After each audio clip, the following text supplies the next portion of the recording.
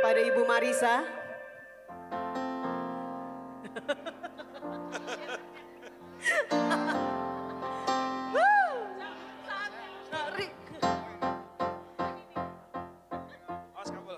Semangat ya saudara. Ini sesi kita kelima, men. Kita mau saya percaya kita semua sudah terima Roh Kudus. Bapak Ibu boleh bangkit berdiri. Boleh kasih salam satu sama lain supaya kita lebih Kristen.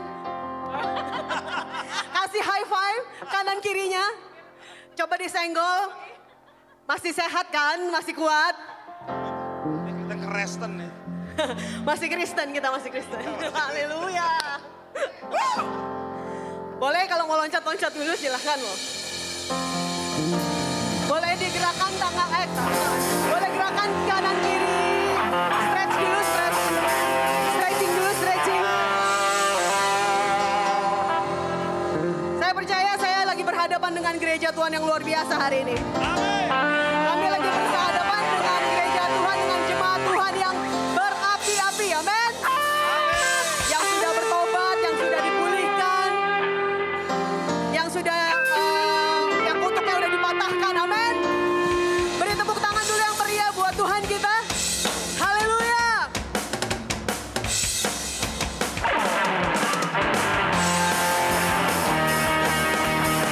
Bangkit saudara.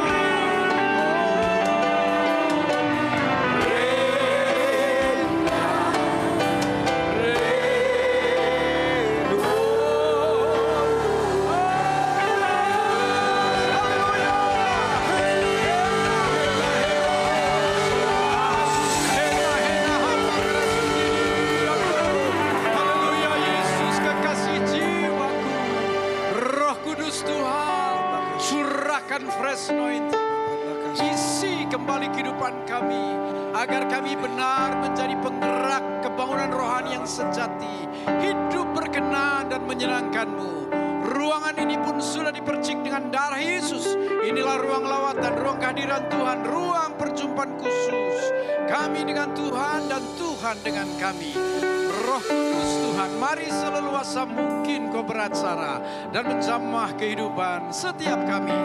Berbicaralah ya Bapa, kami siap duduk diam dan mendengarkannya. Dalam nama Tuhan Yesus Kristus kami pun berdoa. Haleluya. Kemuliaan, kemuliaan. Haleluya. Silakan duduk, shalom. Sesi kelima, saya senang dengan urutan kelima. Anugerah dan merdeka. Ngetes ini soalnya tiap kali 3 tampil suara paling lemah saya. Paling menggelegar Om Jo. Hah? Ya udahlah, shoot aja ya. Oke, saya ngetes dulu, siapa tahu agak kurang keras. Puji Tuhan. Nah, Bapak Ibu, saya minta 2 menit terlebih dahulu untuk himbauan. Saya menghimbau ya, Evelyn dan teman-teman yang biasa bertugas di luar sana, ada beberapa meja di sana, betul tidak? Tolong acara SOR selanjutnya tambahkan 1 meja. Entah dimaksudkan untuk dipinjamkan atau dijual. Iya, sungguh. Tolong siapkan rambut palsu. Sejak retreat hari ini ada larangan, jangan berisik. Kalau Anda konsultasi, Anda konseling sama Pak Jo dan berisik, langsung dicabut rambutnya. Bayangkan kalau rambut asli yang kecabut. Datang banyak rambut, pulang gundul. Seru banget ya. Diingatkan jangan lagi berisik, tanya Tuhan apa yang harus kulakukan. Jangan rewel. Loh, retreat ini harus menghasilkan para revivalist yang asli. Be a true. Kalau Anda berisik, Anda nggak patut jadi agen. Kalau bahasanya Pak Kris, agen kebangunan rohani. Harusnya setelah retreat ini nggak ada lagi yang berisik. Resiko kalau Anda tetap konsul dan berisik, tadi kan jelas ya Pak ya, langsung cek, itu dia. Tolong Evelyn tolong ya siapin meja tambahan, entah rambut palsu untuk dijual atau untuk dipinjamkan. Paham ya? Himbauan kedua. Bapak Ibu senang gak hidupnya berkenan menyenangkan hati Tuhan? Itu tingkat teratas, berkenan, diizinkan, dibiarkan. Kok ya Allah, sungguh kalau Anda berkenan menyenangkan hati Tuhan. Ada pertolongan, ada petunjuk, ada kesempatan dihimbau oleh Pak Jo. Agar Januari nanti Anda ikut Holy Land. Karena ketika Anda ikut Holy Land, Anda akan menapak tilas perjalanan Sang Juru Selamat.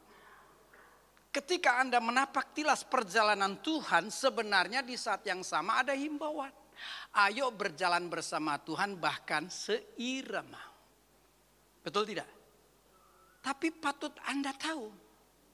Untuk bisa melihat tapak-tapak Tuhan yang engkau akan jalani, dibutuhkan alat tambahan. Engkau bisa melihat kalau pakai kacamata Tuhan.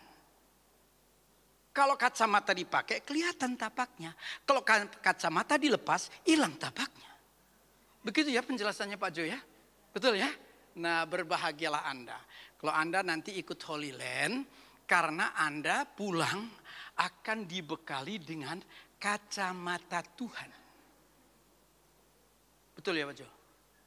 Sungguh, saya dapat pengalaman soal ini. Kan saya sering melayani di Surabaya. Satu ketika saya bilang begini, saudara-saudara, kalau Anda benar bergaul dengan Tuhan, Anda akan diberi kemampuan melihat dari kacamatanya Tuhan. Tahu dong yang namanya Surabaya, kumpulan bonek. Tiba-tiba ada yang angkat tangan. Pak, tolong nek khotbah yang jelas. Yang mana yang kurang jelas? Tadi Bapak bilang, kalau saya benar bergaul dengan Tuhan, saya diberi kemampuan untuk melihat dari kacamatanya Tuhan. Bapak tahu dari mana Tuhan Yesus pakai kacamata? Kalau benar, beli di optik mana, min apa plus, atau mungkin silinder? Nggak paham ya, saya sedang lucu tapi kurang lucu. Nggak apa-apa, saya hanya kepengen memecahkan suasana aja ya. Tapi nampaknya gagal ya. Saya bukan pelawak, jadi kalau Anda nggak mau ketawa, nanti saya masuk kamar, saya biasa konsumsi sendiri, saya ketawa sendiri. Itu dia pentingnya. Makanya sampai hari ini, walaupun saya hampir 70 tahun, tetap kayak anak muda. Woi! Karena aliran happy ya, happy ye. Andaikan sakit sembuh, hati gembira itu obat yang manjur. Betul tidak? Itu dia. Jadi saya coba ngelucu dan tidak laku, tidak ada masalah. Kalau saya pelawak dan gagal, stres saya. Karena saya pendeta, saya ngelucu dan gak laku, saya masuk kamar, saya ketawa sendiri. Saya mau bilang, itu lucu tadi, kenapa gak mau ketawa? Pak Melvin yang mau Singapura aja paham. Kayaknya yang WNA tuh Anda loh. Sesama WNI mestinya langsung paham. Tapi heran yang lebih paham Pak Melvin, ini pasti kuat urapan. Iya sama, kalau saya khotbah di Singapura, gembalanya orang India. Saya kan kalau khotbah ada tawaria. Itu pendeta India ketawa terus. Selesai ibadah saya tanya, bro, emang Anda tahu khotbah saya? Enggak sih, saya cuma kurang lebih tahu apa yang Anda katakan. Ini hari ini terjadi lagi, kebetulan dari India lagi ya. Hah? Paham ya, salah paham. Oke lah, cukup icebreaker ya. Mari ini sesi yang kelima. Icebreaker, bukan. Pemecah es, bukan. Siapa tahu ada yang beku. Beku karena kelelahan bisa. Tapi saya salut loh dengan Pak Jo tadi bilang bahwa Anda sudah mendengar lama tetap exciting. Apalagi yang khotbah Prof. CP. Anda pasti belum kenyang. Iya, karena Prof. CP belum lelah bicara. Andai sampai pagi, dia siap untuk melakukannya. Dan hari ini saya kurang beruntung, biasanya yang khotbah saya dulu baru Prof. CP. Ternyata saya nomor 2. Akibatnya pelanggaran dalam rundown ini besar-besaran. Sesungguhnya saya sudah mengalami stres. Tapi kaget-kaget Pak Jo dengan bijaksana. Merdeka katanya. Kapokmu kapan? Karena saya siap khotbah 3 jam. 18 lembar. Loh, saya udah bilang sama Pace. Mau saya panggil Pace atau Buce? You know Pace, panggilan di Indonesia Timur. Oke? Gak paham ya? Itu lucu tadi. Itu lucu. Oke. Oke lah, yuk. Jadi khotbah, tema sentral, be a true revivalist. But subtema sesi 5, receiving and filled with Holy Spirit. Ini subtema sesi kelima. Saya konsul sama Prof. CP, saya anggap ini panitia. Karena ketika saya coba memahami kata filled, ini diisi atau dipenuhi. Ternyata Prof. CP maunya dikuasai. Tapi logikanya sih bisa langsung dimengerti. Harus mengalami proses pengisian hingga penuh, hingga tidak ada peluang untuk pihak lain beracara. Berarti akan nyampe juga tentang bagaimana seorang Kristen tidak hanya menerima Roh Kudus, namun dikuasai oleh Roh Kudus. Karena perbincangan tentang revival itu bukan rancangan manusia, apalagi pelaksanaan. Halo, revival itu sebenarnya program kerajaan dari tempat yang maha tinggi. Anda pikir manusia punya hak penuh untuk merancang sebuah kebun rohani? Emang siapa yang beracara? Halo? Kalau Anda tidak mencapai penguasaan, dikuasai oleh Roh Kudus, mana mungkin kita bisa menjadi revivalist, apalagi pakai kata true, sejati. Betul? Oke. Saya tidak dibekali ayat. Saya coba mencari untuk mengarah pada tema yang dimaksud. Ternyata tadinya mau langsung ke Kisah 2, perikop 1, di situ jelas judulnya Pentakosta dan ada proses untuk menerima Roh Kudus hingga satu ketika kekuasaan Roh Kudus itu sangat nyata bahkan sepenuh dan mujizat pun terjadi. Halo? Cuman setelah saya coba baca sana sini, saya pikir saya mulai dengan Yoel 2 ayat 23. Karena ini bentuk nubuatan tentang apa yang akan terjadi pada satu ketika. Hal kebangunan rohani. Dan terlaksana, tergenapi. Jadi Yoel 2 ini nubuatan, Kisah 2 itu penggenapan. Oke, paham dulu nih Bapak Ibu. Oke, baik. Next. Yoel 2 ayat 23 mengatakan, hai Bani Soar. Firman ketika dibahas dia berlaku masa kini. Memang tertulisnya Bani Sion. Bolehkah saya ganti dengan Sor? Saya sih sebenarnya sudah terbiasa Soar. Mulut saya sudah terlatih untuk mengatakan Soar. Sor kok kayak air aja, Sor. Itu biar mulutnya Bro Melvin lah yang dari luar negeri. Mulut lokal soar. Sorry bro. Ya mau bagaimanapun Anda lebih muda lah bro ya. Haleluya. Oke. Hai Bani Sion, bersorak-soraklah dan bersukacitalah karena Tuhan Allahmu. Kenapa? Sebab telah diberikannya kepadamu hujan pada awal musim dengan adilnya. Dan diturunkannya kepadamu hujan. Hujan pada awal dan hujan pada akhir musim seperti dahulu. Saya awali dengan menandai merah. Hujan pada awal musim, hujan pada akhir musim. Oke. Ternyata hujan pada awal musim itulah saatnya menanam atau menabur benih.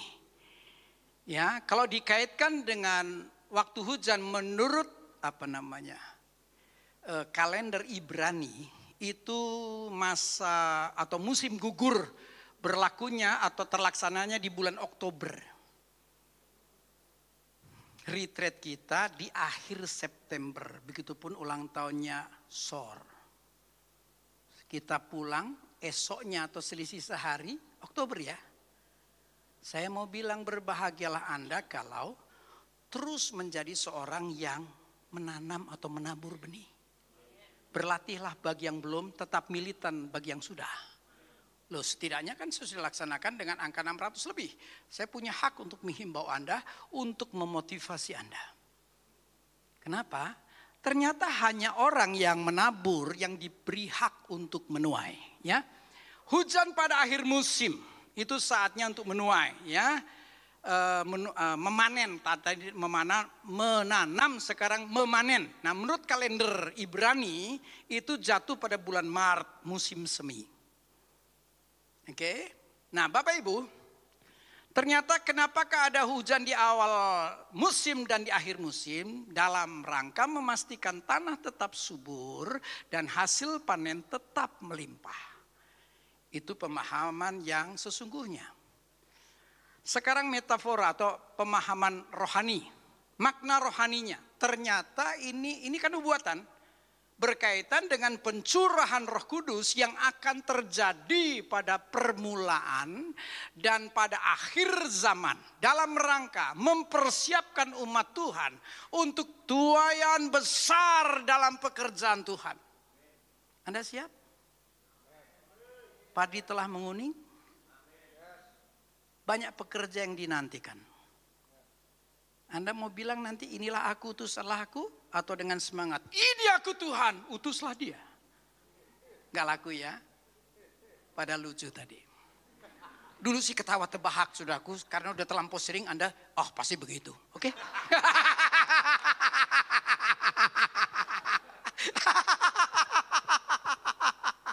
Anda kira saya stres? Enggak. Malu juga enggak. Oke, nah Bapak Ibu, terus saya garis bawah tuh ya. Hujan pada awal dan hujan pada akhir musim. Karena ini ditafsirkan sebagai, kalau yang pertama itu Pentakosta awal, yang kedua Pentakosta akhir zaman, yang ketiga ini dianggap Pentakosta yang ketiga, saudaraku. Hujan awal dan hujan akhir dicurahkan bersama-sama. Nanti akan terus dijelaskan kok kenapa begitu. Emang sesuai dengan alur sejarah? Ada. Sesuai. Halo? Maaf ya, saya sementara masih berat ke kiri, nanti saya berat ke kanan. Saya tidak mengabaikan Anda di sayap kanan, oke? Oke. Saya sedang coba dapat urapan dari 2 pemimpin besar, bahkan 3. Oh iya dong, kok makin dekat saya kan kena sentor, sentor. Nanti kalau udah cukup baru saya ke sana. Kalau sana udah mulai gelagapan, saya balik ke sini. Kita kan tim. 1 bertugas, 3 menopang, ya kan? Oke, saya makin gagah kalau dekat 2-3 pemimpin. Oke, ya. Jadi perhatikan tuh ya. Ini kan bisa saya mengerti kalau diterjemahkan atau ditafsirkan sebagai gelombang 3 atau Pentakosta yang ketiga. Ya, coba lihat kalimatnya. Hujan pada awal musim dengan adilnya dan diturunkannya kepadamu hujan. Lo kan sudah. Tapi ternyata ini nampak satu kesatuan. Hujan pada awal dan hujan pada akhir. Jadi kalau ada hamba-hamba Tuhan yang menyimpulkan, karena nanti saya lihat dari sejarah kebangunan rohani, ternyata klop. Jadi ketika ini ditafsirkan sebagai Pentakosta yang ketiga, saya mengiyakan. Nanti akan terbukti kok dalam uraian lanjut, Anda sabar aja ya. Nggak usah protes, tenang aja. Oke. Next. Kisah 2, ini kan pengenapan. Perikop 1, Anda tolong aktif dong buka Alkitabnya. Buka Alkitab supaya sembari ngikutin, Anda bisa lihat bahwa alurnya seperti yang tertulis di tangan Anda ya. Saya berharaplah Anda yang bawa buku itu kitab suci, yang bawa HP itu HP suci. Nah, selama ada ayatnya Anda disucikan, oke? Di dalam dirimu kalau ada firman, firman adalah Tuhan, Anda disucikan. Nggak amin, nggak apa-apa, saya udah biasa. Saya udah biasa khotbah tanpa amin, biar saya yang khotbah, aminnya saya juga, nggak apa-apa. Oke, nah ini perikop 1, ini berkaitan dengan hujan pada awal musim. Ini Pentakosta yang pertama.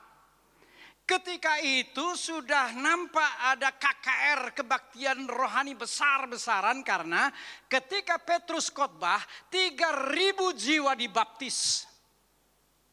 Itu kan ada di Kisah 241, orang-orang yang menerima perkataannya, ini khotbah Petrus, memberi diri dibaptis. Pada hari itu jumlah mereka bertambah.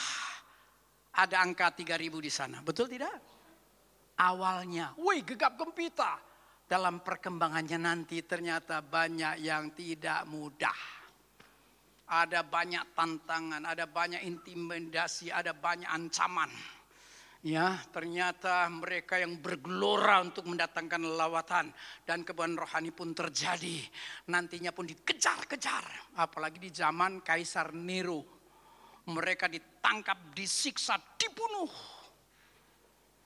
Ya, saya tidak bisa cerita lengkap walaupun dikasih kemerdekaan.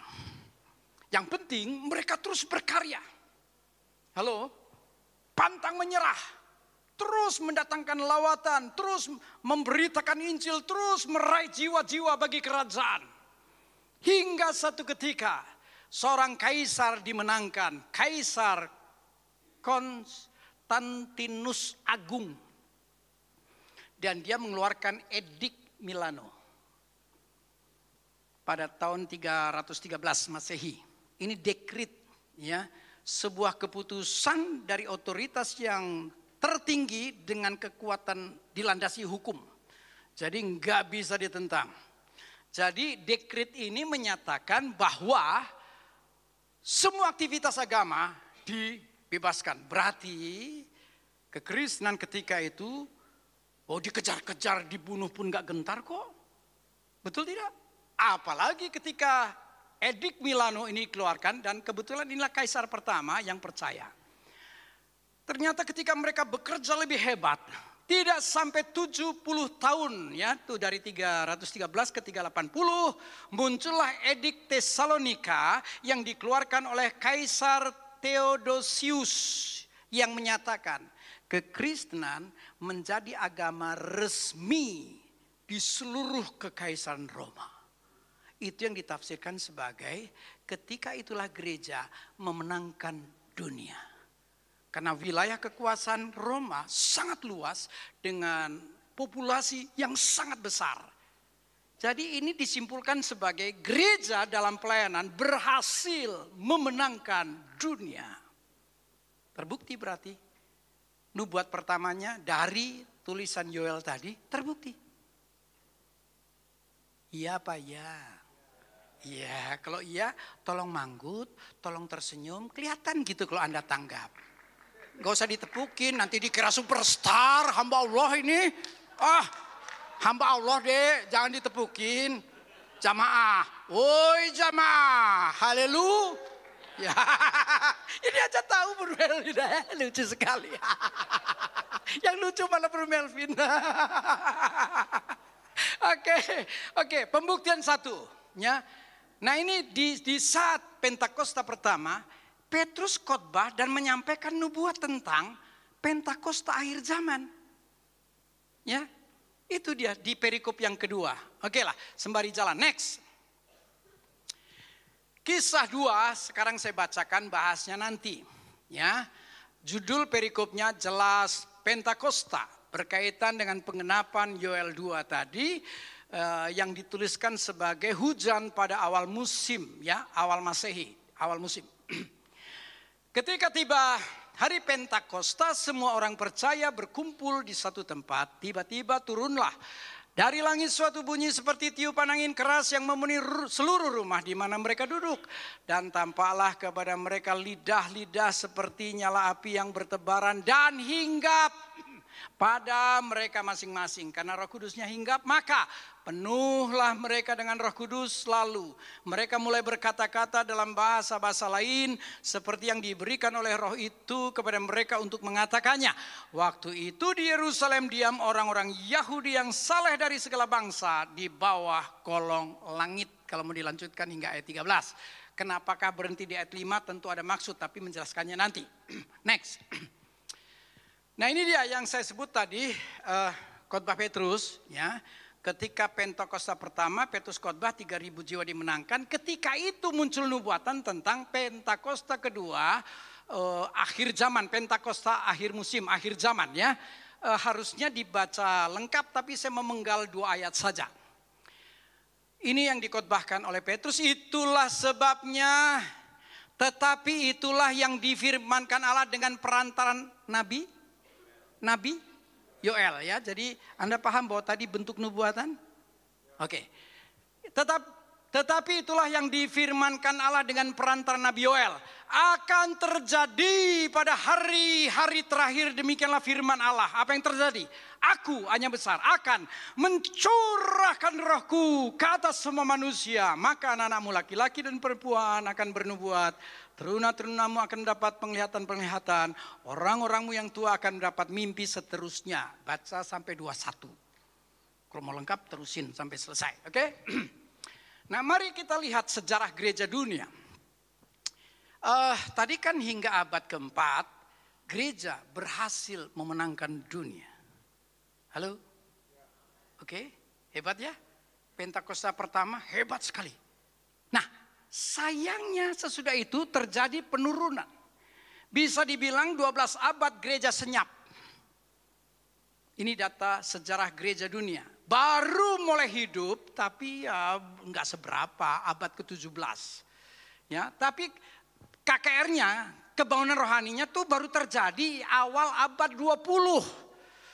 Pak Niko sering nyinggung nih tentang kebangunan rohani di Azusa Street. Terjadi 9 April 1906 di LA, California. Rasanya sih Anda kalau sering dengar tentang pencurahan Roh Kudus dikaitkan dengan sejarah.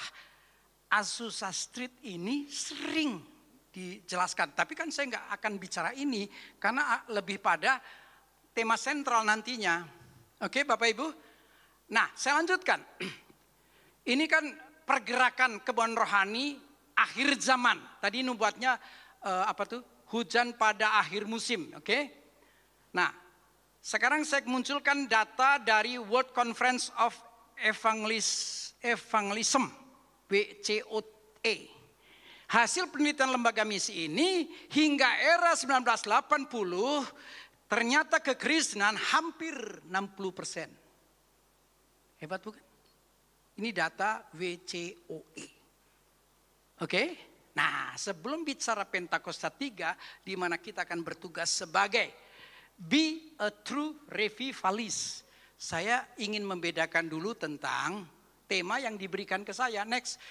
Sekarang saya sudah mulai hot. Tadi tiris.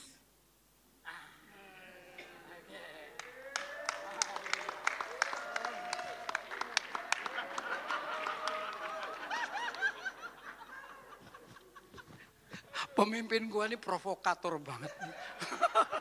Ada orang bukan. Ini kalau ditepukin saya buka kaos nih. Aduh ampun dah ya. Ini kan sebenarnya ada dua bagian ya. Receiving with Holy Spirit dan filled with Holy Spirit. Oke. Saya harus jelaskan dulu tentang receiving with Holy Spirit. Ya. Ini bicara menerima Roh Kudus tahap awal. Kapan sih itu terjadi? Ketika seseorang membuka hati dan hidupnya, kemudian mempersilahkan Yesus masuk sebagai Tuhan dan Juru Selamat. Hal menerima Roh Kudus. Oke? Mari saya libatkan Anda. Itu aja yang bertiga tuh. Ya. Anda ini satu ketika ada 3 orang nih percaya Yesus nih dari non-Kristen. Iman awal perjalanan ketika dia menerima Yesus sebagai Tuhan dan Juru Selamat kira-kira sama apa tidak? Enggak, oke ya. Kalau Anda mengira-ira awal perjalanan orang menjadi percaya, intensitas imannya berapa? Kan enggak langsung dalam kondisi kepenuhan Kristus, sepenuh percaya atau di Roma 8 tidak seketika mencapai tingkat keyakinan iman. Iman tak tergoncangkan. Iman nanti akan mengalami pengujian. Benarkah dia percaya? Betul tidak? Saya sengaja siapin botol. Nah ini dia. Anggaplah ada 3 orang tadi. Dengan intensitasnya masing-masing. Oke. Botol, gambaran bejana hidup. Air mewakili Roh Kudus. Oke? Situasinya kan bisa begini karena intensitas iman awalnya berbeda. Halo? Nah, ini harus mengalami proses pertumbuhan iman ya, karena dia akan filled with Holy Spirit. Halo, ini kan awal. Ketika Anda mudah enggak ini situasinya? Ketika orang menjadi percaya, kan tidak seketika tiba-tiba mencapai kul yakin, sepenuh percaya. Enggak deh. Halo, baru kok sebutannya aja bayi rohani. Baru percaya. Awal percaya kan disebut bayi. Emang seberapa kualitas imannya? Halo? Oke lah, setuju nggak setuju saya sedang menjelaskan. Sebab sebagian Anda tuh bikin saya gerah loh. Iya. Ini 15 menit pertama saya gerah karena pembicara dengan pendengar pelotot-pelototan. Saya ingatkan ya, yang punya hak buka mata lebar pengkhotbah yang sedang meyakinkan Anda. Makanya jangan sementara saya buka mata Anda ikut. Oh, colokannya lama-lama ya. Nah ini dia. Nah nanti dia filled with Holy Spirit. Hingga satu ketika diharapkan mengalami kepenuhan Kristus atau kepenuhan Roh Kudus. Ini belum diminum nih. Ini yang dinamakan penuh. Ini kan awal, oke? Dia bertumbuh, proses pertumbuhan iman. Bertumbuh dia. Sehingga lama-lama dia mengalami kepenuhan Kristus kalau dalam bentuk pengajaran. kepenuhan Roh Kudus dalam bentuk hari raya yang tertulis di Alkitab. Kepenuhan Roh Kudus, ini situasinya. Nah, kalau bisa mencapai tingkat ini, maka yang diminta atau dijelaskan oleh Prof. CP terbukti tentang apa tadi? Dikuasai. Sebab kalau dalam kondisi tanggung, nah ini, tadinya kan cuma segini. Wah, dia filled with Holy Spirit. Wih, asik loh, sudah 3/4. Belum penuh kan? Belum kan? Ini kita nggak bisa bicara tentang dikuasai Roh Kudus. Gak bisa. Karena masih ada celah.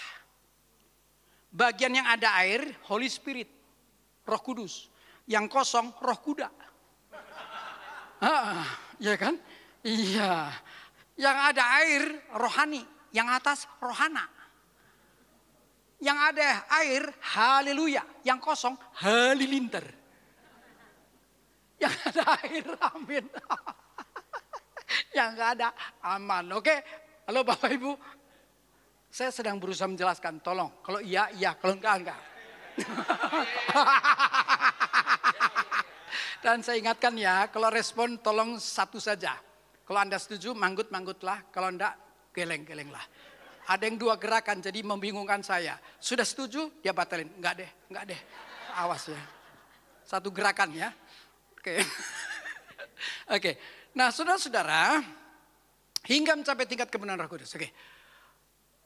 Perbincangan tentang dikuasai Roh Kudus itu bicara hidup dalam kuasa dan pimpinan Roh Kudus. Kalau ini terlaksana, buah rohnya tampil, karunia-karunia Roh Kudusnya pun bisa dibuktikan. Tentu saya nggak khotbah ini lama kalau kita pindah ke sini ya kan. Hanya penyebutan. Nah nantinya saya akan bahas tentang menerima tingkat lanjut ya. Menerima Roh Kudus tahap lanjutan. Yang tadi kisah 2 ayat 3 kata hinggap. Tapi sebelum membahas kata hinggap. Saya ingin menggambarkan dulu tentang proses pertumbuhan iman melalui berbagai angel. Baik hari raya, baik tentang kualitas hidup orang percaya, pokoknya ada 7 lah ya, tapi secara cepat. Supaya saya bagaimanapun Pak Jo bilang merdeka, tapi ada angka 1,5 jam, tadi nyebutnya begitu. Padahal saya itu sudah rasanya udah, kata merdeka masih ada sebutan 1,5 jam. Yes, that's the way. I like it. I like it 3 jam ya. Yang dirugikan Bro Melvin. Berdampak pada kita selesai midnight. Bagi Anda yang dewasa rohani tetap on fire. Bagi Anda yang anak-anak rohani langsung stres. Gak apa-apa konsul asal tidak gimmick. Asal tidak apa tadi? Berisik. Awas belum ada pinjaman wig. Ya toh? Anda kalau rambut asli lepas. Rugi besar Anda. Oke, ayo ini masalah proses pertumbuhan iman dari berbagai angel ya. Oke, dimulai dengan hari raya. Oke, next. Oke, saya bikin berjenjang. Dari hari raya yang ada di kalender kita kan sekaligus menunjukkan adanya peningkatan dalam kehidupan iman percaya. Karena ada 4 hari raya kan ya. Natal, Paskah, kenaikan Pentakosta. Kalau di bangsa Yahudi sih lebih banyak. Halo, kalau di kita nih kita. Coba ada yang kelima enggak sih? Siapa tahu saya lupa. Hah? Sudah ya? Kan cuma 4 kan? Hah? Itu Paskah, satu kesatuan, Dek. Satu kesatuan. Iya sih, tapi itu menderita mati bangkit itu satu paket. Oke. Kalau berdebat sama Prof. CP, saya yakin kalau dilanjutkan saya kedodoran. Ilmunya kayak samudra dia. Bro, jangan berdebat kita ya, Bro. Jangan. Nggak selesai kita nanti ya. Oke. Kita mulai dengan Natal. Natal kan peristiwa kelahiran Kristus. Betul tidak? Boleh tanya, Yesus lahir berapa kali? 2. Sesat. Yesus tidak hanya lahir di palung hewan, tapi juga di palung hati. Makanya saya pun tiap tahun saya merayakan 2 HUT. Tanggal lahir melalui mamiku tuh lahiriah. Lahir baruku itu karya Roh Kudus. Kan saya bejat sampah. Baru lahir baru per 10 Jun 84. Lahir Kristen. Ada GBKP yang sedang ada retreat. Mereka bukan orang Kristen. Oke.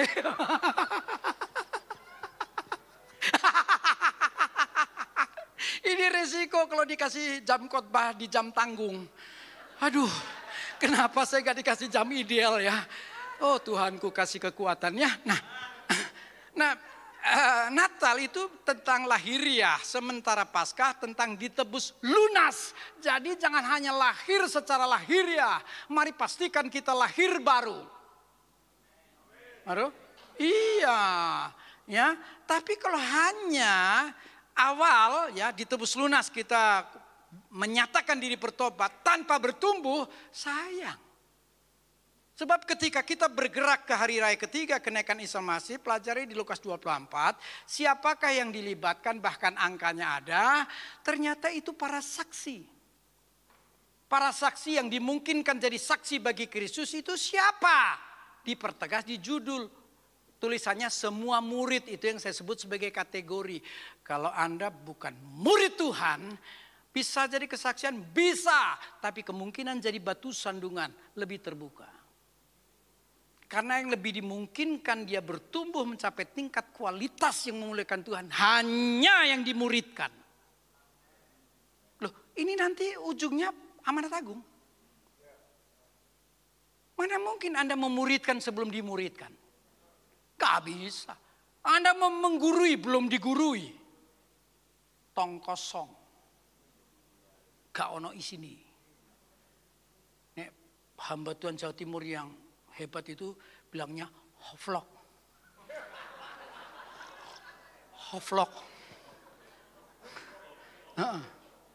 Artinya sudah itu tadi pakai tambahan banget. Tambah lagi pol. Goblok banget pol. Hah? Sing di. Oh. Dek ning guyu aku wis seneng kok.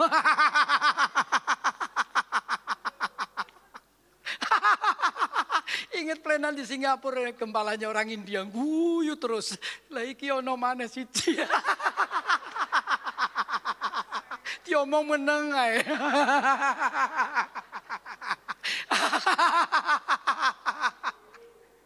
Aduh.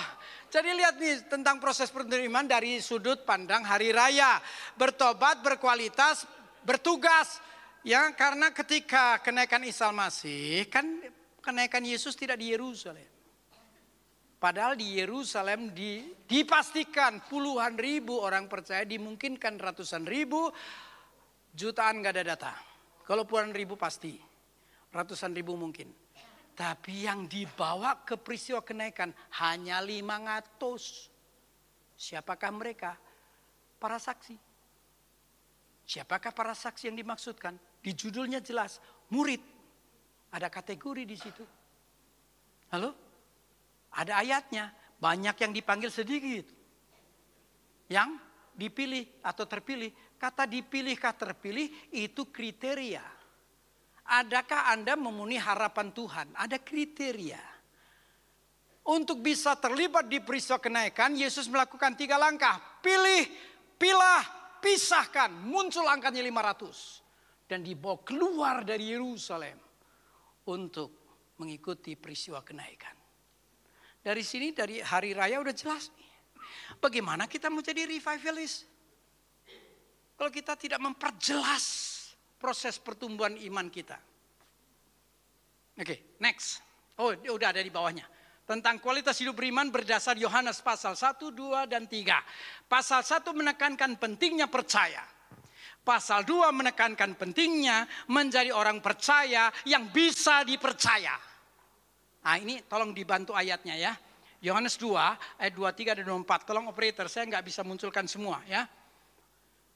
Oke, Yohanes 2 ayat 23 dan 24. Demikian. Dan sementara ia di Yerusalem selama hari raya Paskah, banyak orang percaya dalam namanya. Anda orang percaya? Jumlah ini saya bisa bilang banyak. Anggaplah ayat ini Anda orangnya. Karena mereka telah melihat tanda-tanda yang diadakannya. Itu 23, 24. Tetapi Yesus sendiri tidak mempercayakan dirinya kepada mereka. Kok bisa? Karena ia mengenal mereka semua. Yesus tahu kok. Anda siapa? Benarkah Anda kepengen jadi be a true revivalist? Jangan-jangan Anda cuma hura-hura kok. Anda datang sebagai orang percaya. Anda orang percaya. Apa daya di pihak Tuhan tidak mau mempercayakan dirinya. Emang dari Tuhan bisa dapat apa? Bisa berkat, kemuliaan, pengurapan, dan lain-lain. Tuhan bisa berikan. Bisa percayakan. Adakah orang percaya? Anda orang percaya yang bisa dipercaya? Begitu ditunjuk jadi bendahara, duitnya nggak nambah tapi kurang. Yudas. Begitu jadi pemimpin, ternyata apa jenenge? Otoriter. Bukan otoriter, otoriter. Sudah kelihatan horas haleluya. Nah, iya kan? Jadi umat percaya bagus. Kalau engkau tidak menjadi umat percaya yang bisa dipercaya, mau jadi revivalist, Tuhan gak percaya kok. Gak percaya, paling kamu dikasih pengurapan gue gagah-gagahan. Halo? Sembari bilang, jangan main-main sama saya diurapi. Mau berkata apa kutuk? Don't touch me, don't touch me. Leave me alone, leave me alone.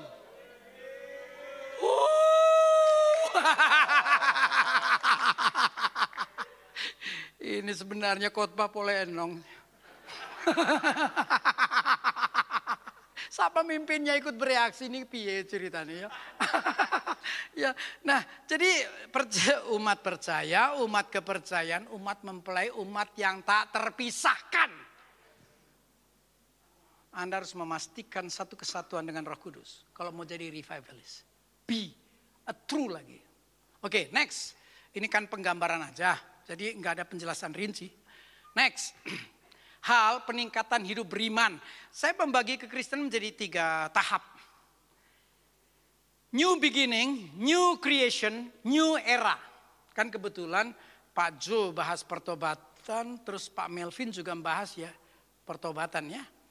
Jadi saya membagi, Anda setuju nggak setuju silahkan. Ya, namanya setiap hamba Tuhan punya angle-nya masing-masing. Pokoknya 1 ayat serahkan ke 10 pendeta, berapa judul, berapa tema? 10 minimal. Oke. Mari ini ilustrasi sering saya pakai kan. Ini garis. Ini ada garis jelas. Tidak hanya membedakan kiri kanan. Kiri kerajaan gelap, ujung neraka. Kanan kerajaan terang, ujungnya sorga. Oke. Saya membagi kekristenan menjadi 3 tahap. Pertama, new beginning. Oke. Saya selalu menjadikan diri saya yang jadi contoh. Chris Muntu dulu ke kiri. Dia melakukan pelanggaran, narkoba, judi, dan lain-lain. Hingga per 10 Juni saya dapat panggilan pertobatan. Pam! Kalau benar aku bertobat. Kata tobat, bertobat. Ternyata 3 langkah. Aku harus menghentikan langkahku. Berhenti. Yang kedua, aku harus memastikan setelah berhenti, aku berbalik. Putus dengan kekasih lama, setan. Syaiton. Kalau Anda sudah berhenti tanpa mau berbalik, itu nanti diberi judul to be continue. Tunggu saja tanggal mainnya. Akan berlanjut. Tapi kalau benar bertobat setelah sadar, wah kacau nih. Gak bisa dilanjutkan. Aku komit, berhenti. Setelah itu aku harus berbalik.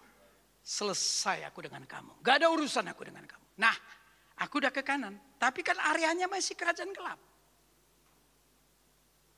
Langkah ketiga pertobatan adalah bayar. Untuk sampai ke titik zero harus berani bayar. Saya dalam rangka pertobatan, saya bayar yang pertama dengan ketat doa puasa. 3 hari non-stop per minggu berjalan.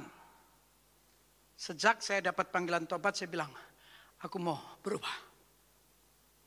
Aku mau persembahkan puasa 3 hari non-stop. Tidak makan, tidak minum. Nah ini sore nih, sebelum matahari terbenam, sudah close. Besok, tidak makan, tidak minum. Lusa, tidak makan, tidak minum. Hari ketiga, setelah matahari tenggelam, baru buka. Kadang orang ngaku puasa 3 hari sambungan.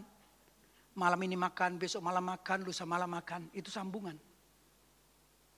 Siapapun persatuan tetap 3 dimensi. Tubuh, jiwa, roh. Kenapa rohaninya tidak tumbuh? Karena daging merajalela. Makanya harus ada penyalipan daging. Halo.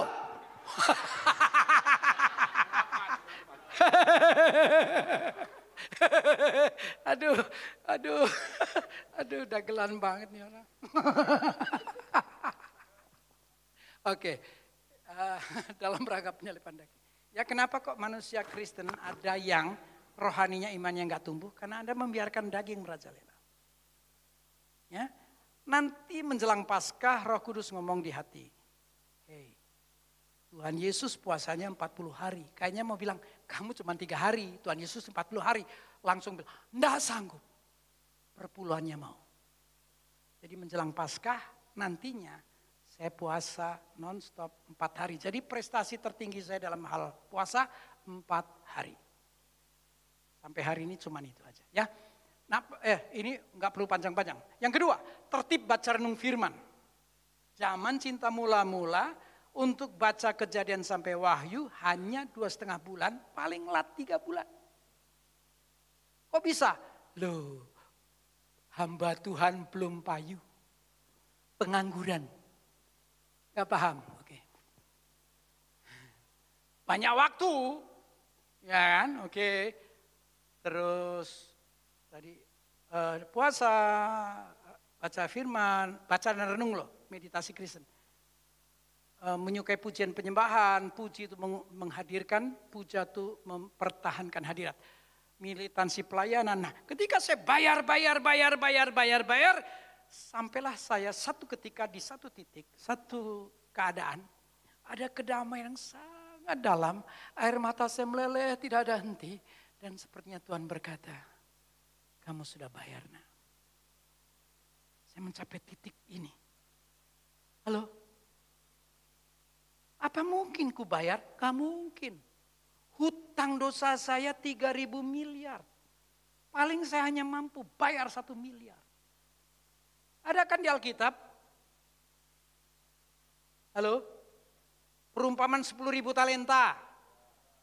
1 talenta itu identik 300 juta. Bro jangan lihat jam terus bro, katanya 1,5. Udah 3 kali lihat jam. Heran betul. Lah iya timer kan timingnya saya berarti kan. Lah kalau terus begini saya susah lah. Katanya merdeka. Iya, ini terus. Susah, iya. 15 menit lagi. Minta ampun ya. Saya udah hati-hati nih ya. Oke, ya ini dia. Saya kan gak mungkin bayar. Kata ditebus itu kan karena dosa manusia tergadai. Kalau barangnya mau balik, tebus. Baru barangmu balik. Betul tidak? Nah nilainya 10.000 talenta. Anda kalau hutang 3 triliun bisa bayar gak? Saya cuma bisa paling 1 M. Yang 2.999. Anugerah Tuhanku yang menutupnya. Dalam perumpamaan 10.000 talenta saja, cuman minta waktu. Raja, aku minta waktu, belum bisa bayar. Raja yang murah hati, lemah lembut, mewakili Tuhan, bilang lunas. Tahu cerita ini? Yang tahu Anda besar di sekolah minggu. Oke, yang nggak tahu berarti Anda asli jiwa baru dibaptis minggu lalu. Mau jadi revivalist. Gak dagelan itu. Sungguhan kalau Anda nggak komit nggak usah deh ya. Saya udah bilang sama Bro Jo, tema retreat kita tinggi banget. Revivalist saja sudah tidak mudah. True. Seberapa siap Anda ketemu ini? Jangan kira mudah ini. Kalau Anda datang ke sini hanya hura-hura, Anda dagelan lah sudah. Sorry. Kan tadi you juga bilang sorry ya, saya bilang sorry. Anda tidak mungkin jadi tentara elit kerajaan Kopassus. Enggak. Jadi TNI standar saja tidak mudah bagimu yang hura-hura. Paling-paling jadi hansip. Pertahanan sipil. Ijo baju ada ke tentara. Senjata pendrong. Wani nembe maling. Kayak iso counter attack. Nah, ternyata ini baru new beginning. Kalau bertobat benar tuntas, baru pindah ke kerajaan terang. Kan ada 3 tahap. Ditebus, agarezo, dipindahkan exagorazo. Setelah ditebus lunas dengan darah anak domba Allah, kan itu bahasa aslinya agarezo, kita akan di exagorazo. Pindah dari gelap, masuk terang Tuhan yang ajaib. Kalau engkau sepertinya ada kalimat begini. Kalau engkau benar bertobat, tidak di situ tempatmu. Oke? Exagorazo. Di sini tempatnya. Jadi kalau Anda merasa revivalist, tapi lebih suka dengan temaram, remang-remang, gak jadi. Anda warga negara kerajaan terang? Selera terangnya jelas? Syukurlah yang jawab ada, yang gak mau jawab cari aman. Takut ditapuk malaikat gigi copot telu. Sandiwara, pak! Copot papat.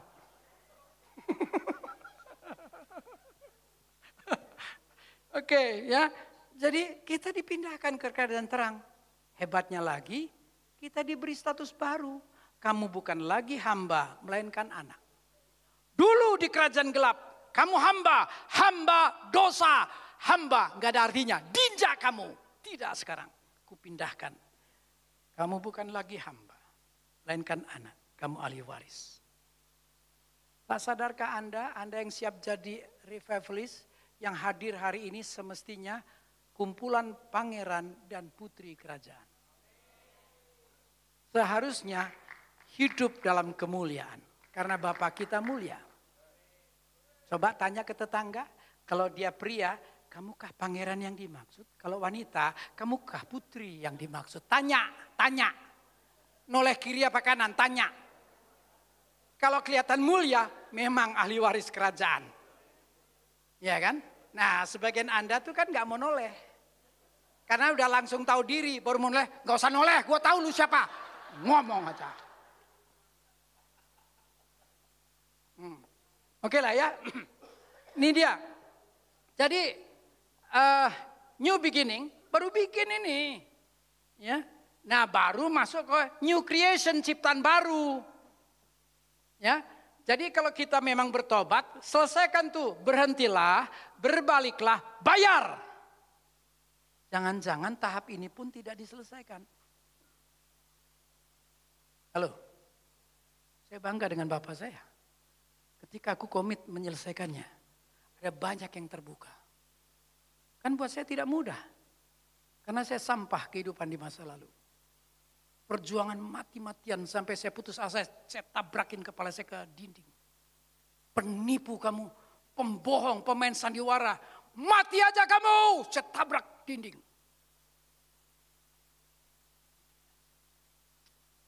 Nah, selesaikan ini. Sebab kalau ini selesai akan masuk new creation, ciptaan baru. Sebagai ciptaan baru kita akan semakin berakar, bertumbuh dan berbuah. Dan ini yang membuat kita bisa sampai ke tahap 3, new era. Era kepemimpinan Roh Kudus yang dibahas hari ini. Dikuasai Roh Kudus, dipimpin oleh Roh Kudus. Coba lihat perjalanan Anda. Sudah? Hah? Kalau belum, sesudah sesi ini, Anda harus tersungkur menangis. Aku rindu jadi revivalist. Tapi tahap ini belum kuselesaikan Tuhan. Aku mohon kekuatan baru datang daripadamu. Aku mohon anugerahmu. Aku ingin menjadi revivalist. True revivalist. Atau ini hanya slogan moto semboyan yang kosong. Yang ada di langit tapi nggak pernah turun. Jadi nanti bikin retreat lagi dengan tema hebat terus kita kagum. Pulang haleluya. Dilakukan juga enggak? Percuma dong kita. Oke, next. Tolong dong ada yang bantu saya tentang waktu. Karena saya juga pelanggar kayak Prof. CP. Pelanggar yang tidak kunjung bertobat kan ini dua kris ini. Dua kris ini saya di mana-mana kena itu. Kena peringatan. Tentang kualitas komunikasi. Harusnya kita mencapai tingkat keintiman. Halo? Saya mengambil analogi atau gambaran komunikasi horizontal antar sesama. Untuk bisa mencapai tingkat keintiman, berawal dengan berteman, meningkat bersahabat, berpacaran, bertunangan, berikrar janji. Itu dia. Kalau pakai P, pertemanan, persahabatan, pacaran, pertunangan, pernikahan. Loh, Anda tingkat yang mana?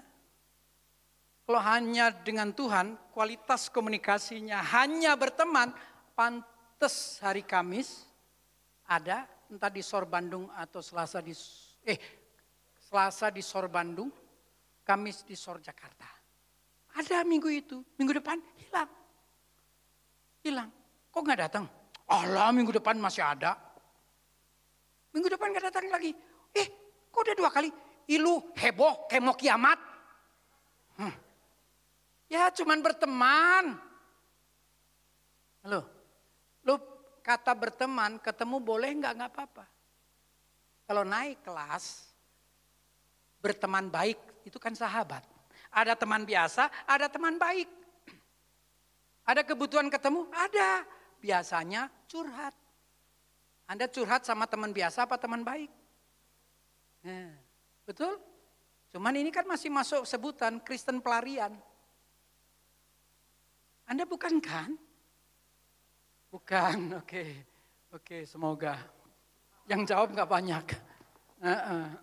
Oke lah, saya nggak mau jelasin. Udah, pokoknya lewat aja ya biar cukup waktu ya. Ya, aman. Jangan saya kena diskualifikasi. Aman, oke, aman ya. Pacaran ini kan tahap awal, tapi harus lawan jenis lo ya. Kalau sejenis konslet. Jeruk makan jeruk. Loh kenapa harus lawan jenis? Yesus mempelai pria, kita mempelai wanita. Kan begitu ya? Iya harus lawan jenis. Tapi ini tahap awal biasanya no commit. Sebutannya cinta monyet. Nah kalau biasanya pacaran, pacarku kelihatannya ada komitmen. Naiklah tunangan yuk. Tinggi mana nih? Berteman sama bersahabat tinggi mana? Bersahabat sama pacaran tinggi mana? Pacaran sama tunangan tinggi mana? Tunangan sama pernikahan, ikrar janji. Mau sakit, mau apa, kan ada janji nikah tuh. Betul? Dan ada penutup, apa yang disatukan manusia. Tuhan tidak boleh diceraikan oleh manusia. Betul? Punya hak intim, kasih mesra. Dan di sanalah dimungkinkan buah.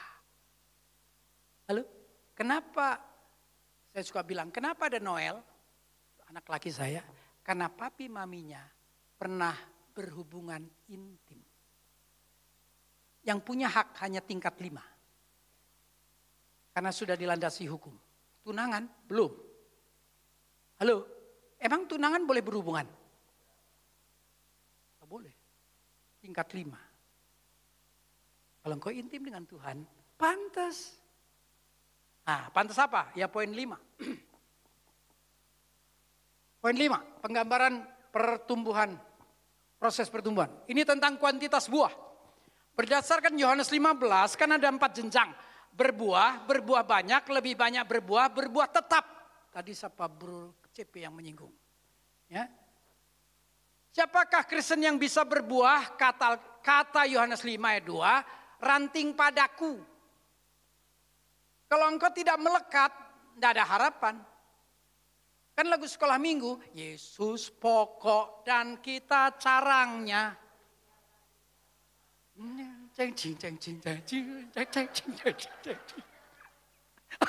Anda tuh ya, saya cuma ngawalin Anda malah bablas. Ya kan? Oke, kalau ingin melihat berbuah banyak ada di ayat 5. Diam di dalamku. Tidak hanya melekat tapi menyatu. Diharapkan tidak hanya berbuah banyak tapi lebih banyak berbuah. Rela dibersihkan. Ya. Berbuah tetap ayat 16 ketika mau diutus menjadi pelaksana amanat agung. Eklesia. Halo? Itu dia. Coba, Anda sudah berbuah belum? Dari 4 tingkat ini yang mana yang sudah? Yang sudah kalau berbuah berarti ala kadar, yang penting ada. Betul enggak? Bisa 2, 3, 4. Berbuah banyak, oh lebih ini berarti lebih dari 5, 6, 7, 8, banyak. Halo? Itu dia. Kalau Anda ini pernyataannya dulu. Kenapa harus bincang buah? Hanya orang yang berubah yang akan berbuah. Karena perbincangan buah harus berawal dengan buah roh. Berubah kagak mau berbuah? Enggak, batu sandungan. Halo? Nah itu dia. Jadi perbincangan buah harus berawal dengan buah roh, karakter Kristus. Walau tidak perfect seketika, karena ini proses umur hidup. Betul? 9. Oke. Nah kalau benar karakter Kristus mulai tampil, baru bisa menghasilkan buah dalam pengertian jiwa. Kalau enggak mau berbuah atau tidak berbuah, lihat tuh Matius 7. Kamu enggak berbuah, ada perumpamaan pohon yang tidak berbuah. Kata Alkitab apa? Kampak ada di samping. Tahu cerita ini enggak? Oke. Kampak ada di samping, itu kampak asli atau aksesoris? Kalau asli Anda takut. Kenapa tetap enggak berbuah? Oh, kampak mainan. Asli tahu. Anda ditunggu sampai waktu tertentu tetap tidak berbuah, kampak yang asli akan segera difungsikan. Dan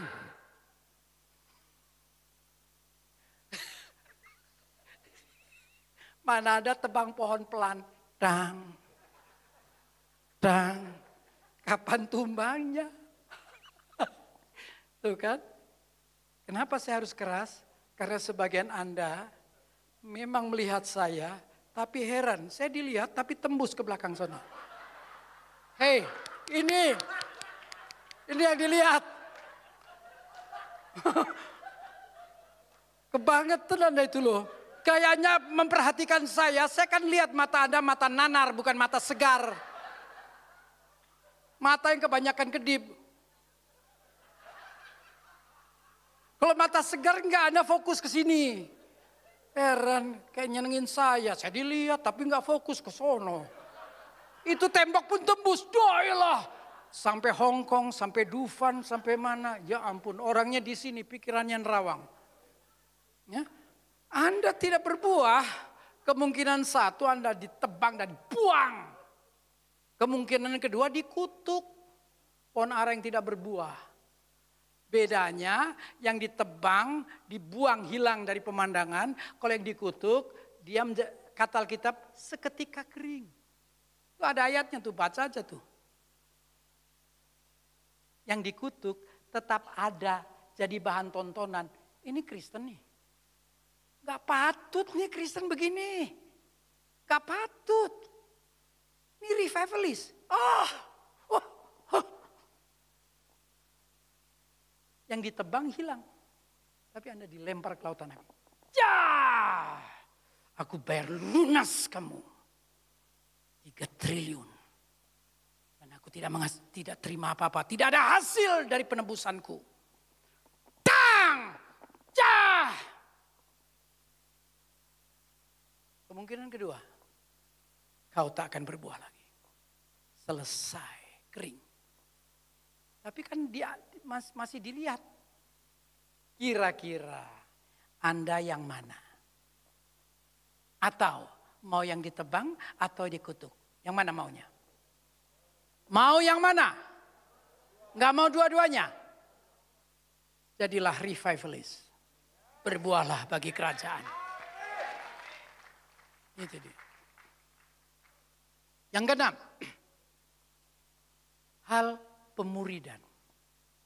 Ini pengelompokan murid berdasar peristiwa.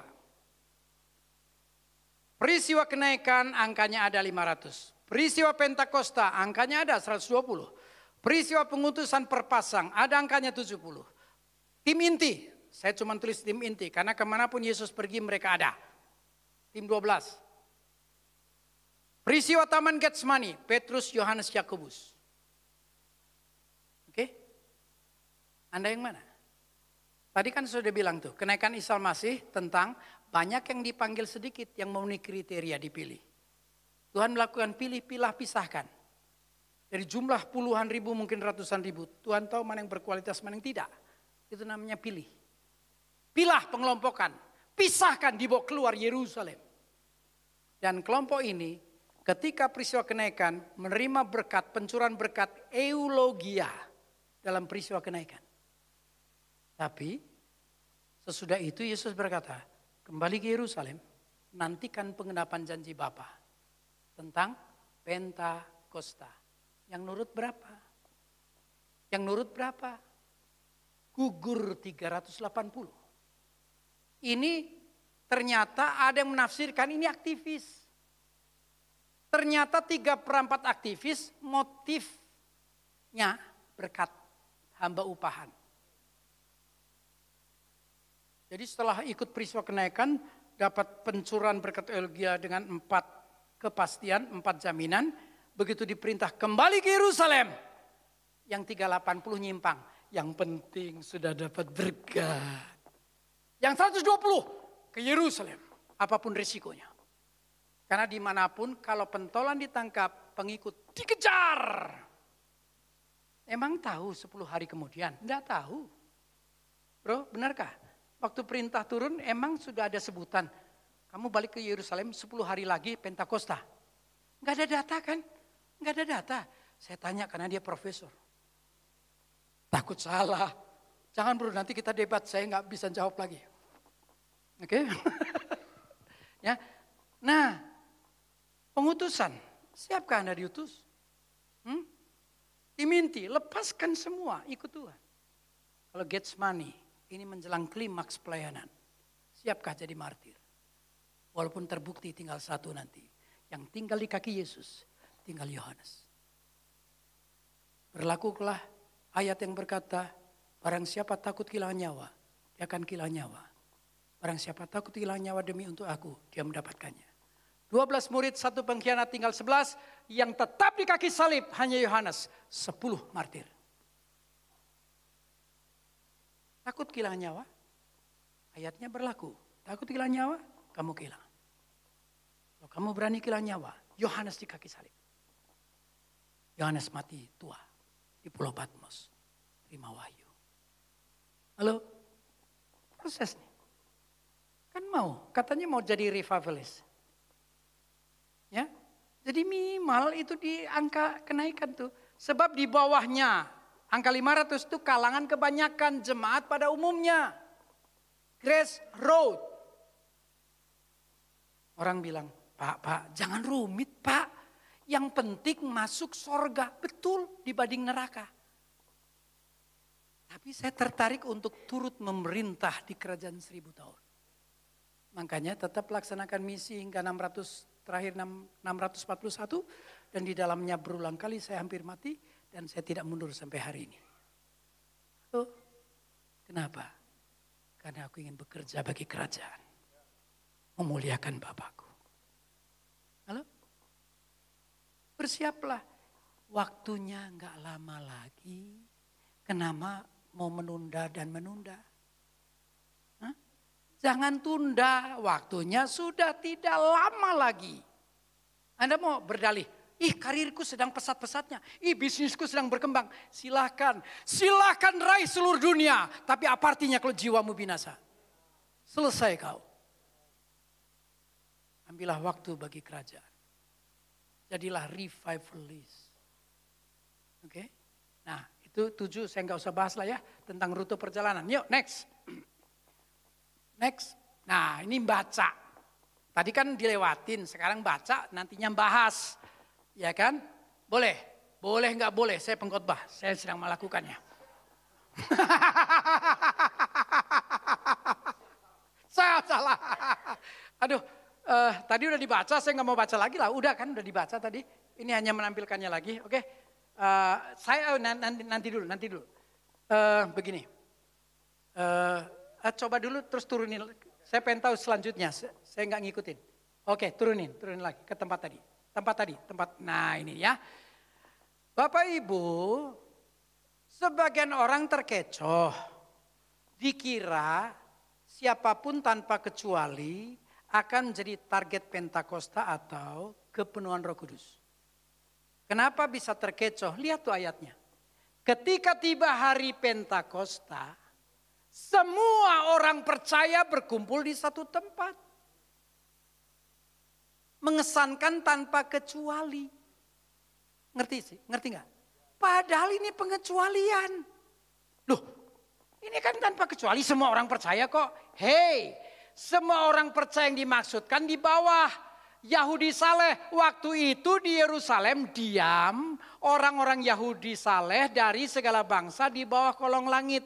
Kalau tertulisnya Yahudi Saleh, ada enggak Yahudi yang enggak saleh?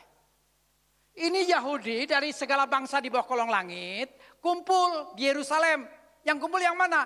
Yang saleh. Yahudi yang enggak saleh enggak. Ngerti maksudnya? Itu dia. Anda kira semua, ini semua? No, syaratnya saleh, kudus. Halo?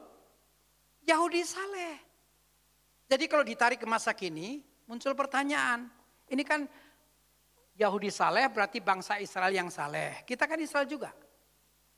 Anda Kristen saleh atau Kristen salah? Saleh menjaga hidup sesuai dengan firman, salah berarti menghalalkan segala cara. Demi untung, demi kaya, demi populer, demi ini, demi itu, dan demi lainnya. Demikian. Halo? Inilah. Dan mereka, Yahudi saleh ini, umat Kristen yang saleh, inilah yang memicu ayat 3, di mana tampaklah kepada mereka lidah-lidah seperti nyala api yang bertebaran hinggap. Dan hinggap pada mereka masing-masing. Karena Roh Kudusnya hinggap, kayak burung ya, kan lambangnya merpati. Maka penyebabnya kan hinggap. Kalau Roh Kudusnya nggak hinggap, nggak bisa kan? Kenapa hinggap? Karena saleh. Halo? Dan tambahlah kepada mereka lidah-lidah seperti nyala api yang bertebaran. Dan hinggap pada mereka masing-masing. Karena Roh Kudus hinggap, maka apa tuh? Penuhlah mereka dengan Roh Kudus. Yuk next. Nah ini semua orang percaya itu Yahudi saleh. Kesalehan alias kekudusan sama dengan kekudusan syarat utama. Karena kita bait Allah. Roh Kudus bersemayam di tempat yang kudus bukan yang kudis. Halo? Jangan tabrakin dengan perfeksionis. Halo? Itu dia. Mari jadi pejuang iman untuk semakin menyenangkan hati Tuhan. Amin. Itu dia. Nah sekarang angkanya pun ada kan di Kisah 1 ayat 15, 120. Inilah para pemuja Tuhan. Kata hinggap, bahasa Yunaninya ekatisen. Bentuk tensesnya dalam Yunani kuno, auris. Bentuk tens auris itu bicara peristiwa yang benar terjadi namun tidak diulang. Selesai. Tidak menjelaskan tentang berapa lama, berlanjut apa tidak. Itu namanya tenses auris dalam bahasa Yunani.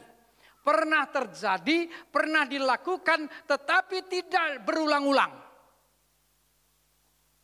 Jadi itu peristiwa, putus langsung terjadi. Kok berulang? Ya, nanti di akhir zaman. Pentakosta kedua. Kok masih ada tafsir tentang ketiga? Ya nanti akan dijelaskan lagi. Ya, nih. Ternyata, saya mesti tanya lagi. Punya berapa menit lagi? Saya butuh 1 jam. Kebangetan. Oh kasihan ya. Ya susah saya sudah. Sudahlah, baca aja ya. Susah saya kan. Kayak kemarin itu hari Kamis 2 pengkhotbah. Akhirnya berita tentang nabi antikris nggak bisa dijelaskan. Nabi palsu nggak bisa keluar. Angka 666 juga nggak dijelaskan. Kan akhirnya begitu. Ya tapi kan ada rundown ya bro ya. Udah dari sononya tadi. Yang Bapak sudah baca aja ya. Khotbah pakai nego coba lihat. Gak ada, ini selama 42 tahun jadi hamba Allah. Kali pertama saya khotbah pakai nego ya. Oke lah, pokoknya ya hinggap tuh ekatisen ya. Ternyata dengan munculnya kata hinggap, ini menjelaskan tentang perubahan kebijakan. Antara PL dan PB. Di PL bersyarat atau temporary. Kamu kudus aku ada, kamu kudus ku tinggalkan. Kamu hidup benar, aku tetap hadir. Kamu melanggar, aku tidak mau lagi di sana. Ngerti nggak? Itu kan bersyarat. Beda di PB, permanen. Sejak Anda buka hati dan hidup mempersilahkan Yesus masuk. Tadi nih, 3 contoh tadi. Itu permanen. Oke. Sekali tinggal untuk selamanya. Makanya saya nggak jelaskan second chance ministry. Ya. Dan di sini karena ini sudah perubahan kebijakan. Kalau di PL contoh tuh ya, di atas ada Saul. Ketika Roh Kudus bersemayam beracara, ia ada dan hebat dia menjadi Israel satu, raja pertamanya Israel, betul? Tapi begitu dia melanggar, mengambil alih peran imam dalam mempersembahkan dupa, ini dianggap fatal. Karena Tuhan mau dari tangan bersih para imam. Hilanglah tahta ya. Si Simpson waktu Roh Allah beracara, Roh Kudus beracara, maka dia dapat kekuatan. Tapi begitu melanggar, dia jatuh di tangan seorang wanita. Siapa namanya? Siapa namanya? Dilalah. Wes api-api kok dilalah loh. Tipe. Oke. Hilang kekuatan kalau Salomo hilang kemuliaan. Oke. Ya, saya nggak jelaskan. Nah, ini 1 Korintus 3:16-17, ini peringatan keras. Aku sudah merubah loh kebijaksanaan. Baca deh, tolong keluarin ayatnya. Tolong keluarin. Entah berhenti di sini atau bro. Loh, katanya 7 menit. Kalau berhenti di sini, saya berhenti. Ayatnya. Tidak tahukah kamu bahwa kamu adalah bait Allah dan bahwa Roh Allah diam di dalam kamu? Ini pasti nabi yang lembut sehingga begini gaya bahasanya. Coba kalau nabi yang dipakai untuk menuliskan ayat ini orang Batak. Maka kalimatnya akan atau orang Betawi. Lu tahu kagak? Tidak tahukah kamu? Kan kalau saya pakai gaya Jakarta, kan lu tahu kagak? Hah? Tahu kagak? Lu tahu kagak? Tidak tahukah kamu? Enggak tahu apaan? Bahwa Roh Allah, bahwa kamu adalah bait Allah dan bahwa Roh Allah diam di dalam kamu. Oke? Ayat lanjut. Jika ada orang yang membinasakan bait Allah, nih, bait Allah enggak dijaga. Halo?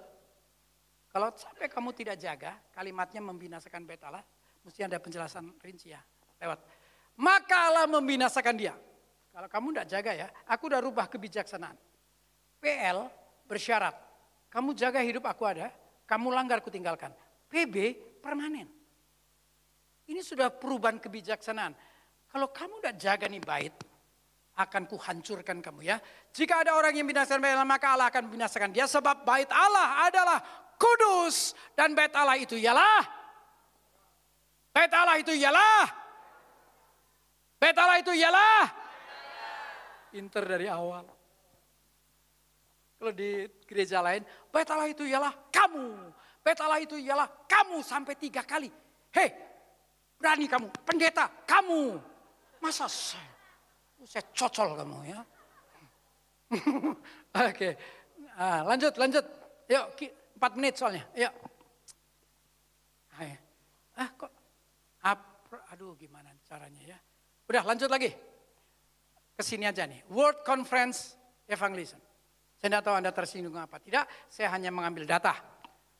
World Conference of Evangelism menyatakan, ini data yang muncul. Saksi Yehova yang sebagian menganggap sesat.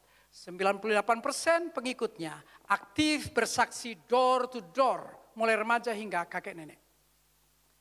Gereja Mormon mewajibkan kaum muda untuk terjun ke misi di dunia ketiga minimal 2 tahun.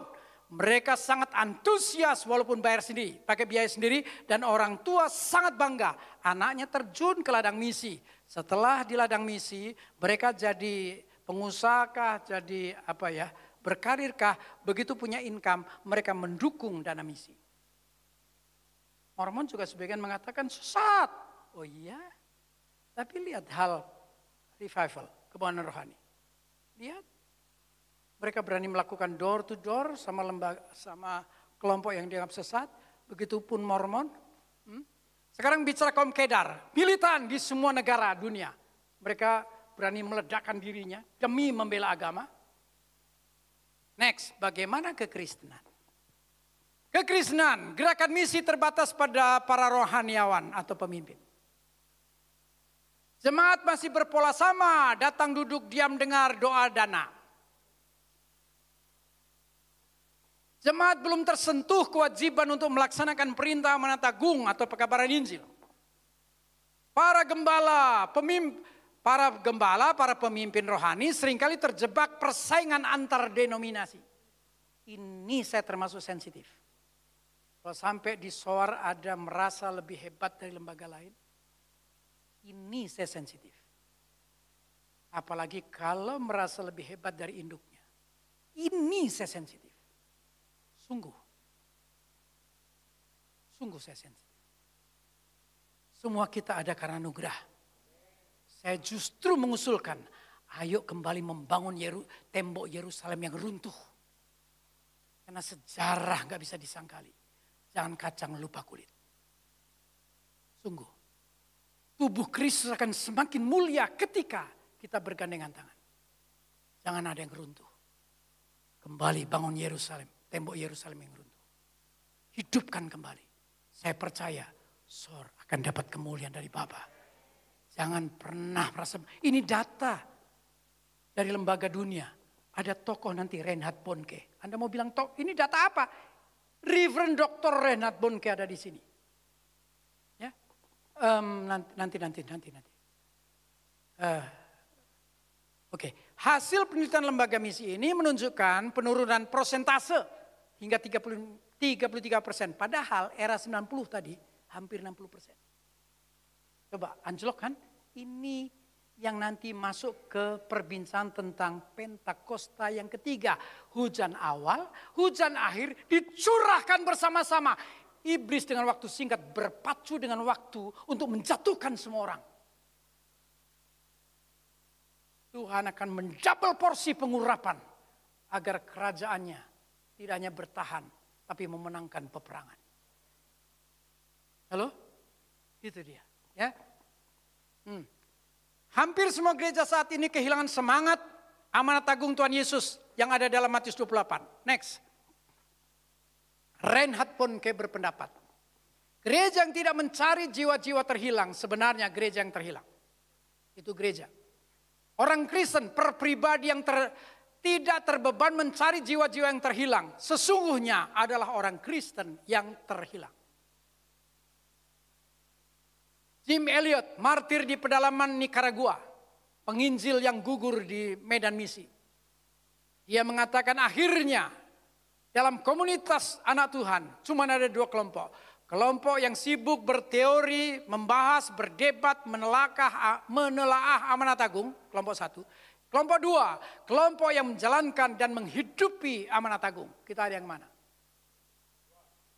Pastikan itu terjadi karena kita sedang berhadapan dengan be a true revivalist.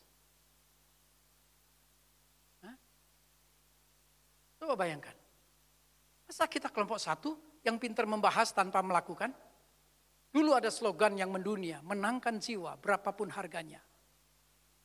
Win the loss at any cost. Oke, closing. Enak dengar poin terakhir? Banyak penggemar, terima kasih. Terima kasih. Hah? Kojo sudah intimidasi. Oke. Untung sudah di lembar terakhir. Ayo, next. Loh, oh ya sudah, perlengkapan kuasa. Di Alkitab sebenarnya ada 4 kuasa. Sayang Alkitab terjemahan bahasa Indonesia semua ditulis kuasa. Sehingga tidak bisa membedakan kuasa satu dengan kuasa yang lain. Dan untuk apa kuasa itu diberikan. Oke, karena ini minim waktu, cepat. Exousia. Ada di Matius 28 ayat 18, itu judulnya perintah untuk memberitakan Injil. Persyaratan, kalau dianggap, saya berani bilang ini tanpa syarat. Kalau dianggap ada syarat, hanya percaya dalam namanya. Anda percaya nama Yesus? Walau Anda jiwa baru, belum cukup ilmu, kuasa ini turun. Dan sudah dimungkinkan untuk melakukan pekabaran Injil. Sudah ada potensi untuk memenangkan jiwa. Exousia. Yang kedua, dunamis. Nah ini jelas bersyarat. Ada kata kalau. Nanti nyambungnya ke Pentakosta. Ini kan kisah 1. Kisah 2 kan Pentakosta. Betul? Sedangkan kisah 1 saja ayat 15 sudah menunjukkan jumlah yang hadir. Ya. Ini tentang pengembangan teritori. Yerusalem, Yudea, Samaria, ujung bumi. Kalau energo kuasa firman. Firman sebutan lainnya pikiran Kristus. Ini yang sebenarnya merubah kehidupan. Tidak mungkin terjadi transformasi kehidupan kalau tidak didahului dengan transformasi pikiran. Paradigma harus berubah. Dan terakhir. Kratos. Kratos adalah kuasa yang Allah nyatakan dalam kehadirannya secara langsung untuk bisa menghadirkan revival. Kita harus memastikan Tuhan hadir. Bukan kuat gagah manusia yang melakukan. Dan kalau engkau benar dalam setiap kegerakan, dalam setiap lawatan, benar itu lawatan, Roh Kudus hadir. Maka setiap pribadi bisa mengalami Tuhan, mengalami perjumpaan secara pribadi dengan Tuhan. Berbahagialah Anda kalau Anda setuju dengan tema sentral. Jadilah penggerak kebenaran rohani yang sejati. Kenapa? Anda akan terima pengurapan Kratos dan mujizat akan terjadi atas hidupmu. Anda akan menjadi seorang yang untouchable, bahkan unstoppable. Tuhan Yesus berkati. Tundukkan kepala. Tundukkan kepala, tutup mata, masuk dalam sikap doa dan menyembah Tuhan. Musik hantar kita teduh. Musik hantar kita teduh, tundukkan kepala, selah.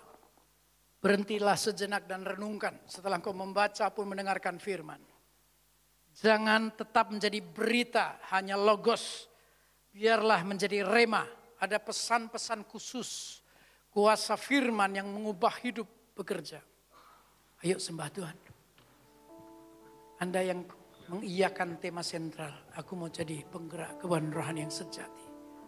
Be a true revivalist. Engkau harus membulatkan hati untuk lawatan sekarang. Engkau harus memastikan dirimu menerima fresh anointing, pengurapan baru. Sembah Tuhan, sembah Tuhan. Seka nama kuadia. Inna hasya nama kerasundia. Sembah Tuhan. Ayo bebaskan rohmu dalam menyembah. Bebaskan, persembahkan dupa harum dari hatimu yang paling dalam. Engkau ada di sini karena rancangan Tuhan. Engkau ada di sini untuk diperlengkapi menjadi penggerak kebangunan rohani yang sejati, true revivalist. Seka hanama, sea hanama kerasundi. Haleluya, glory. Haleluya. Yang rindu lawatan, yang rindu pengurapan, yang rindu Kratos, ia hadir langsung untuk menerobos breakthrough sampai tingkat mujizat. Wala wala wala hasya. Haleluya. Oh, haleluya. Oh, Holy Spirit, curahkan, curahkan, curahkan. Ayo, bebaskan rohmu. Holy Spirit, bebaskan rohmu dalam menyembah. Pastikan dupa harum naik ke kerajaan. Dan Allah Bapa menerimanya. Tingkap langit pun terbuka. Fresh anointing, penyunyara, pengurapan baru dicurahkan. Haleluya. Holy Spirit, Holy Spirit, reina. Curahkan malam ini. Holy Spirit, haleluya, haleluya. Oh, reina,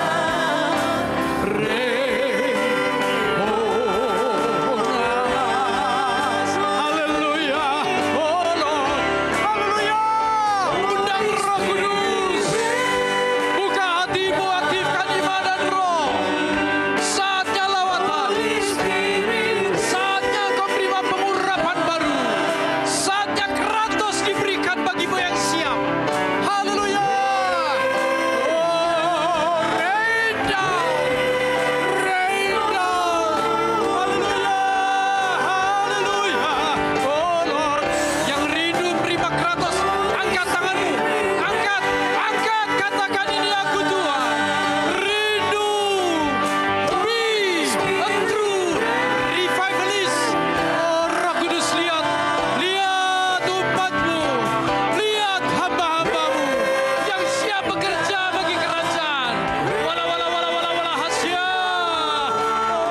Oh, haleluya, haleluya, curahkan. Holy Spirit, Holy Spirit, curahkan, curahkan. Biar kami melangkah dalam lawatan, dalam kehadiran-Mu secara langsung. Kami menemukan Kratos. Haleluya. Oh, rain down. Katakan sepenuh hati, Holy Spirit. Oh, Holy Spirit, rain. Kami ingin memastikan Tuhan, kami sungguh siap melaksanakan revival. Kami siap menghadirkan lawatan.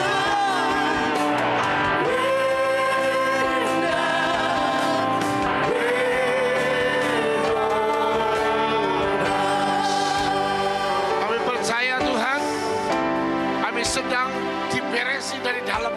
Yes. Engkau sedang merapikan yang di dalam kami. Amin.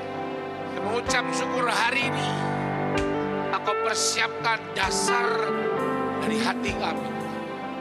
Makasih Tuhan, dalam nama Tuhan Yesus semua termeterai dalam hidup, dalam roh kami, dalam jiwa kami. Dalam nama Tuhan Yesus. Semua katakan amin. Silakan duduk saudara. Kita akan dengan cepat saudara